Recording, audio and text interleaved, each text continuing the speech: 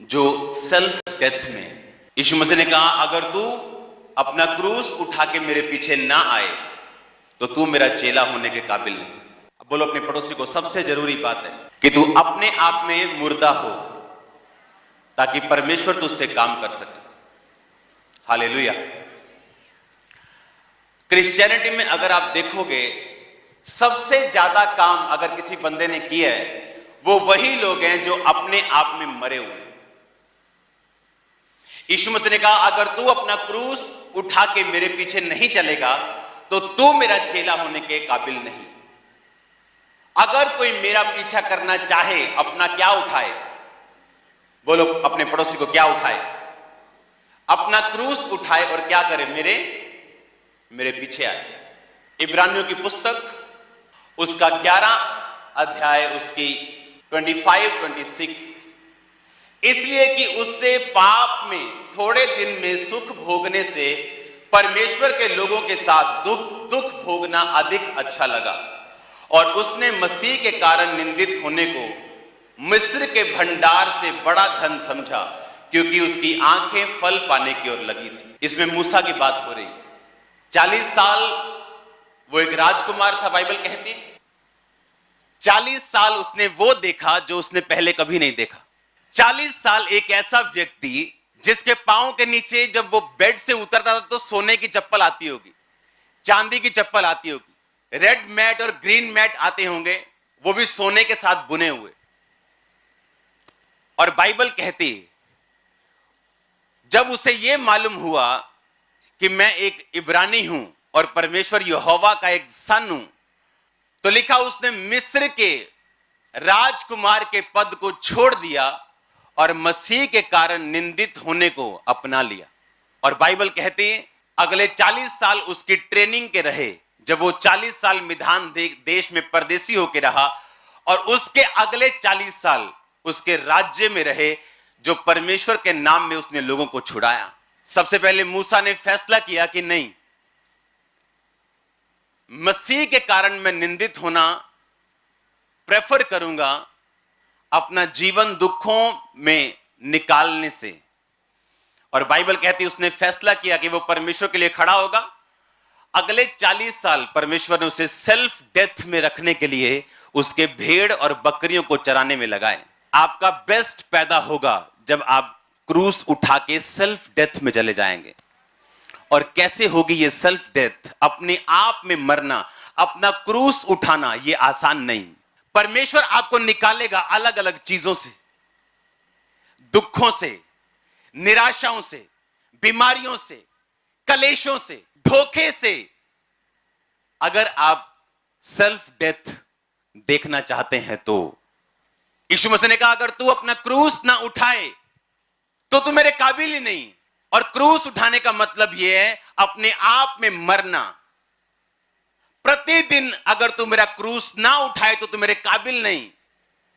इसका मतलब अपने आप में मरना। अगर तू अपने आप में मरा नहीं तो मेरे काबिल नहीं।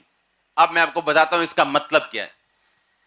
सेल्फ डेथ ये वो पोजीशन है जब एक विश्वासी इस पोजीशन पे पहुंचता है, जिस तरह मूसा पहुंचा और उसने पैसों की परवाह नहीं की, वचन की परवाह की, अपनी पदवियों की परवाह नहीं की, वचन की परवाह की। यह होती है सेल्फ डेथ। बाइबल कहती है यूसुफ 17 साल का था जब अपने पिता की भेड़ बकरियों को चराने के लिए वो जाया करता था, और उसे सपना आता है, और उस सपने में परमेश्वर उसको बताते हैं कि वो अपने भाइयों से अधिक ऊंचा किया जाएगा। और इस सपने के कारण उसके भाई उससे बैर करते हैं और उसको सूखे गड्ढे में डाल के मारने की कोशिश करते हैं। वहां से वो निकलता और मिस्र देश में जाता है, और 30 साल तक कभी पोतीपर के घर में, कभी जेल में रहता है। ये 13 साल उसकी सेल्फ डेथ के थे। ये 13 साल में परमेश्वर ने उसे तैयार किया कि कैसे परमेश्वर के ऊपर भरोसा रखा जाए जब वो मौत के करीब था। इमोशनली डिस्टर्ब था, तब भी उसने पोतीपर की पत्नी के साथ सेक्स करना नामंजूर किया। आज कोई पवित्रताई में इसलिए है उसे मौका नहीं मिल रहा। आज कोई चोरी इसलिए नहीं कर रहा क्योंकि वो फाइनेंस टीम में नहीं। लेकिन जैसे आप उसे मौका देंगे तब मालूम होगा ये बंदा पवित्रताई में है या चोर है या नहीं। हालेलुया। और लिखा वो 13 साल इमोशनली डिस्टर्बेंस में, अकेला, घर से दूर, जहां गया वो भी दुश्मन। पर बाइबल कहती 30 साल का होकर जब वो प्रधानमंत्री बना 110 साल तक जीवित रहा। मेरी बात को आज ध्यान से सुनना। अगर आप जीसस क्राइस्ट को फॉलो करेंगे, अपने आप में मर के आप परमेश्वर का ध्यान रखेंगे, उसके वचनों पे चलेंगे, आपका कलेश तो छोटा सा होगा पर आपकी महिमा सालों की होगी यीशु मसीह के नाम में। दूसरा कुरिन्थिया 4 उसकी 16 से 18 आयत।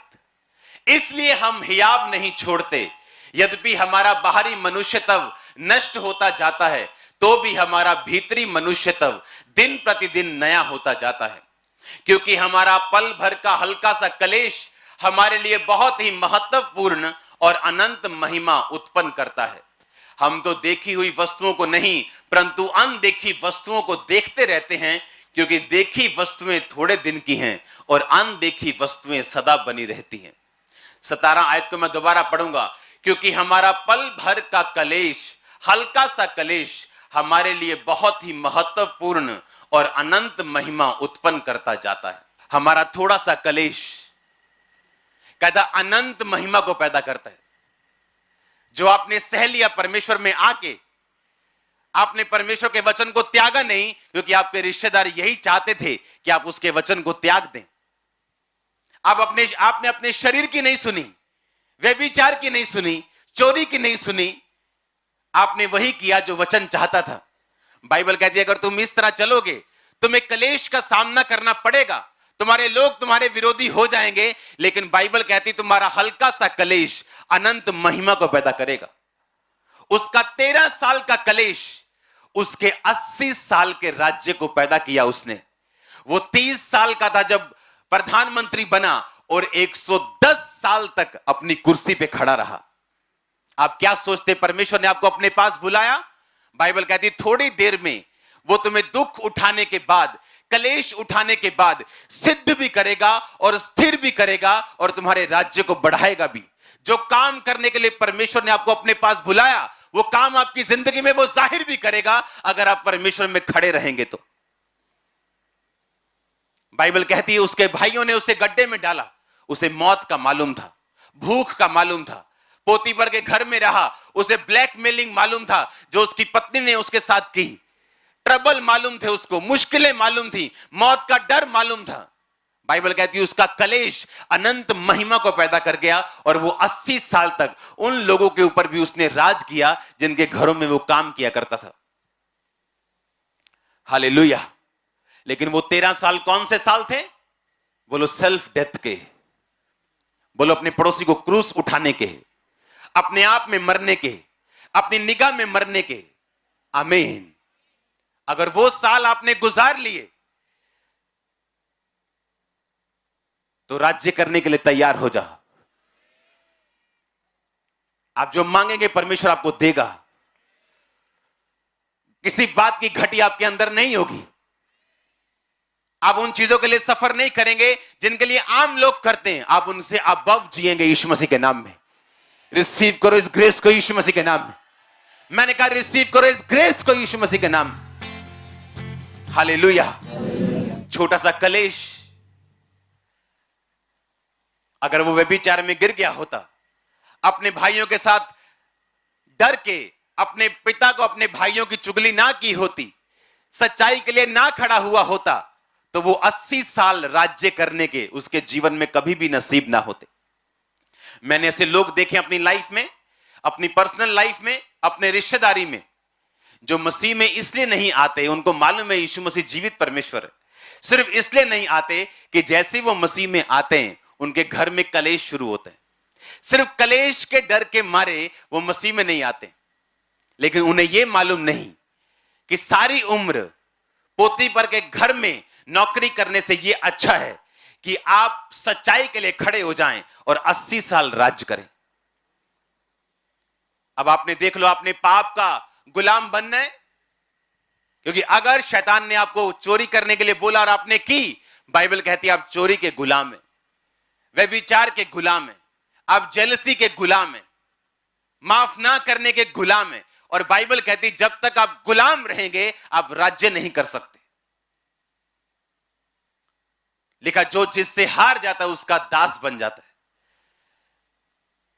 आप हार गए व्यभिचार से, वो आप पे हावी हो गया।